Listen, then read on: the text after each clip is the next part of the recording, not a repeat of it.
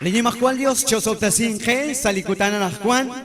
Ot Nakabicha Hunchiklebich, Nashke.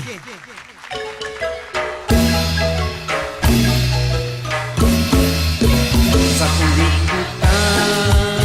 lihat mo Jesus, Johnny Atina,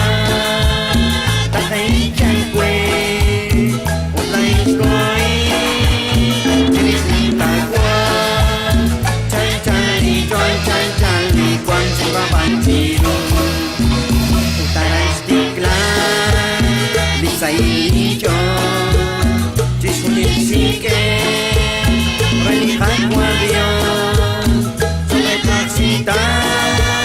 pizza kantiuan, masachik na kwantis kunin, kwe kwantis Jesus,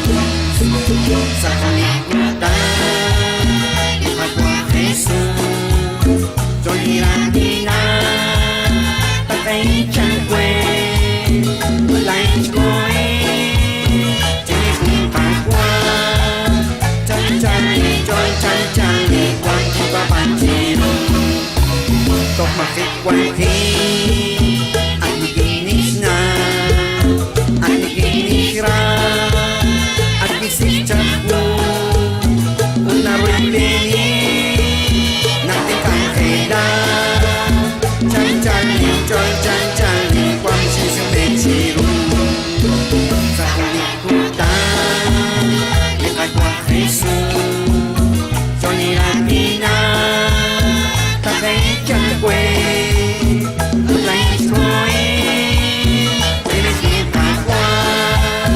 chan-chani, chan-chani, kwan si babanchiro, kasi na kwe, ikagwa Jesus, magkakonsay, nirabalabang, abanay jakes, kakilalito, nakwani ko'y utokwani, kinakanaulaan, sa kulikutan, ikagwa Jesus, Johnny Randina, tatay dyan kwe, ulay ko'y, kinikita chan-chani, chan-chani, kwan si babanchiro, ulay sa kwe, liyo que sila,